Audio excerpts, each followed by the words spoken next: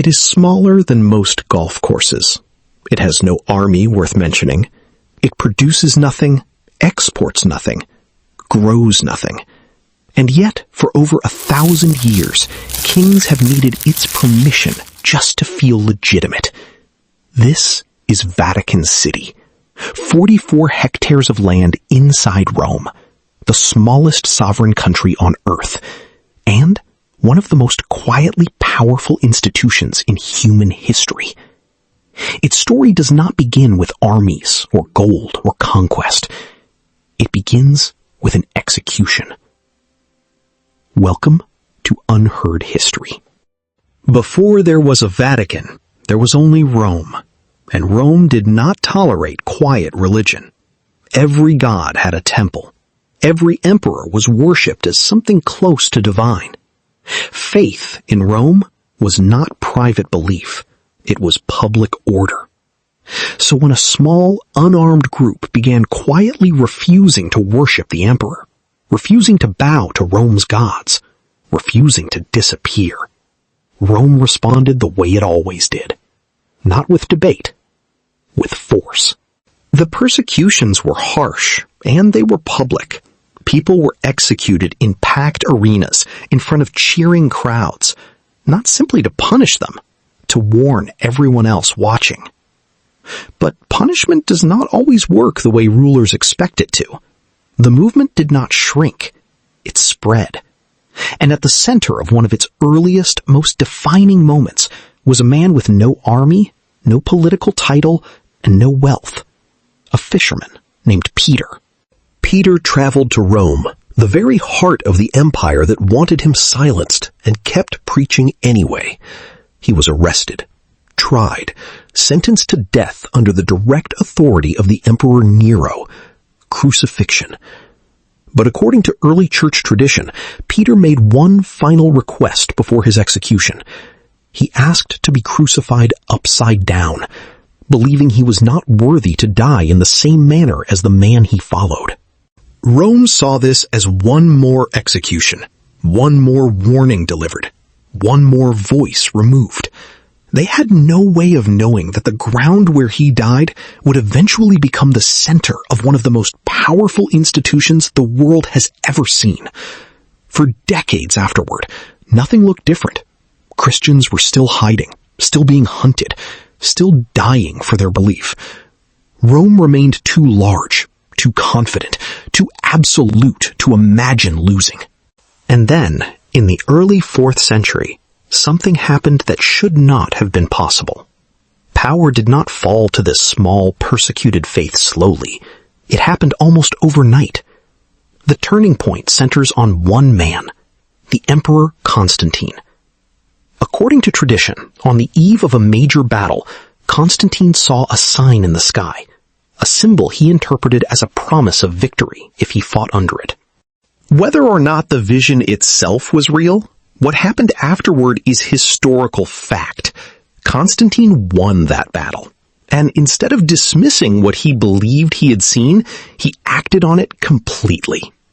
In 313 AD, Christianity, the same belief system that had gotten people executed for generations, was made legal across the Roman Empire. Practically overnight, a persecuted minority became a protected religion. Constantine did not stop at legal protection. He went further. He ordered a massive basilica built directly on top of the site where Peter is believed to have been executed.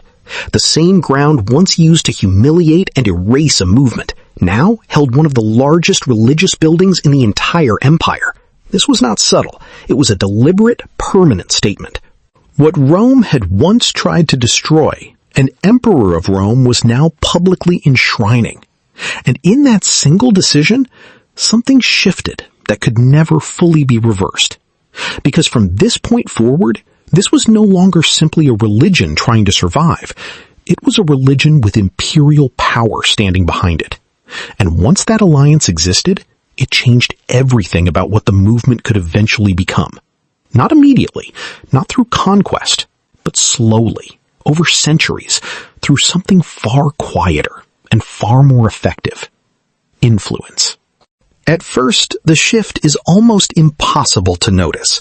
There is no single dramatic takeover, no moment where anyone declares the Church now rules Rome. It happens slower than that, quieter than that. While kingdoms across Europe are consumed with fighting each other over land and borders, something else is growing steadily in the background. At the center of it, one position: the Pope.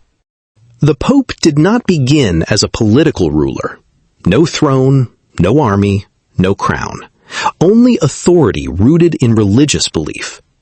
But belief, shared across enough people, eventually becomes something else entirely: influence. And once kings began to feel that influence, the nature of European power itself started to change. Coronations stopped being simple. A crown placed on a king's head was no longer enough on its own. It needed to be blessed, sanctioned, approved in the eyes of the people by God himself through the Pope. Without that approval, a king's rule could feel shaky, incomplete, even illegitimate in the eyes of his own subjects. Think about what that means. A man with no army was now, in practice, deciding which kings truly held legitimate power. And the influence did not stop at symbolism. It became physical. Territory across central Italy was granted to the Church over time, forming what became known as the Papal States. The Pope was no longer simply advising rulers from the sidelines. He was becoming one himself, a religious leader and now a territorial ruler, holding land, wealth, and governing authority in his own right. For centuries, this dual identity, spiritual authority combined with political power, made the papacy one of the most influential forces in Europe. Popes crowned emperors, popes excommunicated kings who defied them, a punishment so severe it could turn a ruler's own subjects against him.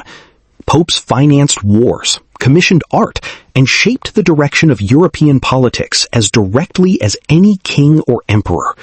By the time of the Renaissance, that power reached its most visible peak. This was the era of Michelangelo, painting the ceiling of the Sistine Chapel, of Raphael, decorating papal apartments with some of the most celebrated art in human history, of St. Peter's Basilica itself being rebuilt into the massive structure that still stands today. The Vatican, during this period, was not just powerful, it was staggeringly wealthy and unmistakably at the center of European cultural life. But that same wealth, and the practices used to fund it, would soon help trigger the most serious crisis the Church had ever faced. Among the methods used to raise money for these massive building projects was the sale of indulgences, payments believed at the time to reduce punishment for sins. To one German monk, this practice represented something deeply corrupt. His name was Martin Luther.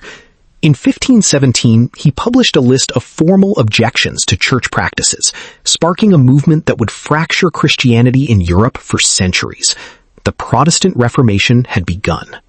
The Church's absolute religious authority across Europe was now broken, permanently.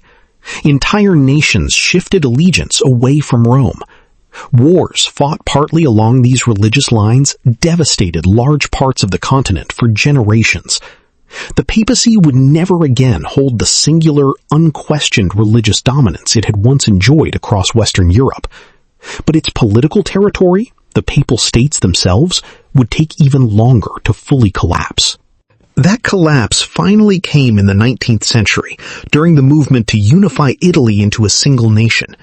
Piece by piece, the territories that had belonged to the papacy for centuries were absorbed into the new Italian state. In 1870, Rome itself, the seat of papal power for over 1,000 years, was taken as well. The Pope, once a king in his own right ruling substantial territory, was reduced to something closer to a voluntary prisoner inside the Vatican walls, refusing to formally recognize the loss of his lands. This standoff between the papacy and the Italian government lasted for nearly 60 years. It was finally resolved in 1929 through an agreement known as the Lateran Treaty.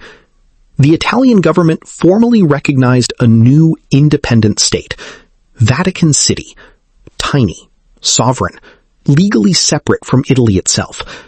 Not the vast territory the papacy once controlled across Italy. A single, compact city, built around the same church Constantine had ordered raised over Peter's execution site 16 centuries earlier.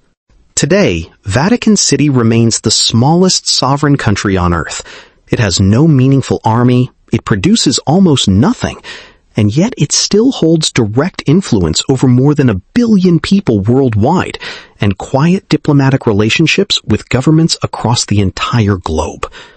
From a fisherman executed upside down under an emperor's order, to an empire's official religion, to kings needing its approval to rule, to an institution stripped of nearly everything it once controlled, to a nation smaller than a city park that somehow still matters on the world stage.